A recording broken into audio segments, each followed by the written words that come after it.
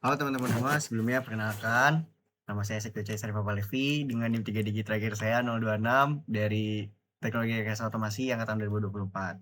Jadi pada video kali ini saya akan menjelaskan mengenai komunikasi serial master dan slave. Oke, di sini ada pengenalan dasarnya, itu ada definisinya, itu ada metode berurutan dan efisiensi jarak. Nah, komunikasi serial itu pengiriman data bit demi bit melalui satu jalur komunikasi tunggal berbeda dengan paralel.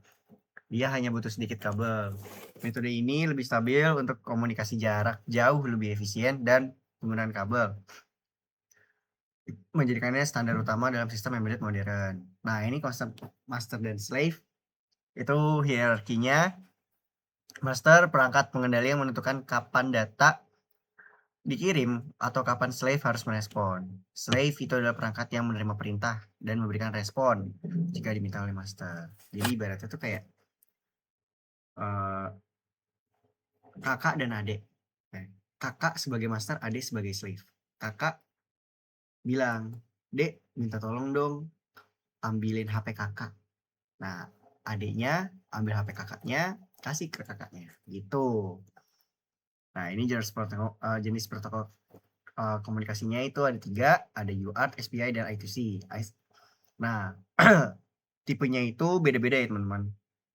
Nah, untuk UART itu asinkronus, terus karakteristik utamanya itu tanpa clock eksternal dan peer-to-peer. Terus pin utamanya itu pakai TXRX. Nah, kalau SPI itu kecepatannya sangat tinggi, ya kan? Karena tuh dia real time deh kalau nggak salah. Aku lupa gitu kan. Terus ada full duplex juga. Terus dia tuh pakai pin MOSI, MISO, SCK, SSS. SSS. SS. Nah, kalau I2C itu synchronous multi device, hemat kabel, dan SDHCL yang dipakai pinnya. Nah, ini protokolnya uh, universal asynchronous receiver atau transmitter. Paling mendasar yang tidak memerlukan sinyal clock. Komunikasinya dilakukan melalui pin TX dan RX. Terus umumnya digunakan untuk komunikasi microcontroller dengan komputer atau modul GPS atau GSM sederhana. Nah, ini untuk protokol SPI-nya itu Serial Peripheral Interface, protokol sinkron berkecepatan tinggi yang menggunakan sinyal clock atau SCK untuk sinkronisasi data antar perangkat. Nah, ini tuh ideal banget buat komunikasi yang sensornya beresolusi tinggi, kartu memori SD, dan layar OLED personal. Tuh, ini yang SPI. Nah, terus ini buat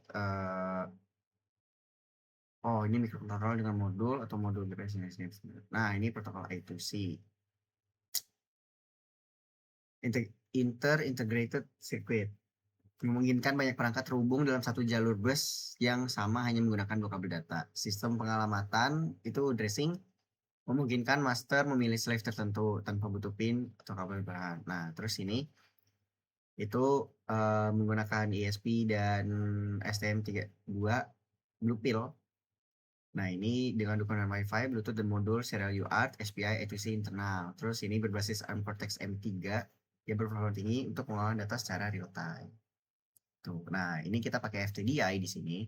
Itu sebagai jembatan atau converter antara protokol USB komputer dengan serial TTL microcontroller. Nah, dan memiliki fungsi utama sebagai debugging via serial monitor, pemrograman microcontroller, monitoring data sensor di PC. Nah, ini kesimpulannya adalah konektivitas komunikasi serial adalah jantung sistem yang tertanam untuk pertukaran data antar perangkat. Terus fleksibilitasnya itu ada protokolnya, itu UART, SPI, I2C. Dipilih berdasarkan kebutuhan, kecepatan, dan kompleksitas kabel. Kalau misalnya UART itu apa namanya buat apa ya tadi UART tuh? Nah, ini pakai pin TXRX ya kan, jadi lebih singkat. Terus kalau SPI itu pakai eh apa ya tadi? Oh, eh MOSI, MISO, SS sama apa gitu satu lagi aku lupa. Terus I2C itu ada pin SDCK tadi. Nah, ini hardware-nya perangkat seperti ASP, ISTM merupakan komponen kunci implementasinya gitu. Terus sudah langsung ke videonya. sekarang kita akan masuk ke bagian wiringnya. Ini teman-teman, kita menggunakan ESP sebagai master dan juga kita menggunakan si FTDI ini sebagai slave. Nanti bentukan FTDI teman-teman, ini beberapa wiringnya sudah dilakukan. Nah, setelah kita melakukan wiring seperti ini, kita akan langsung mengcompile atau langsung mendebug dari si program itu sendiri teman-teman. Yang nantinya program ini bakal memunculkan kalimat hello world selama 2 detik terus menerus.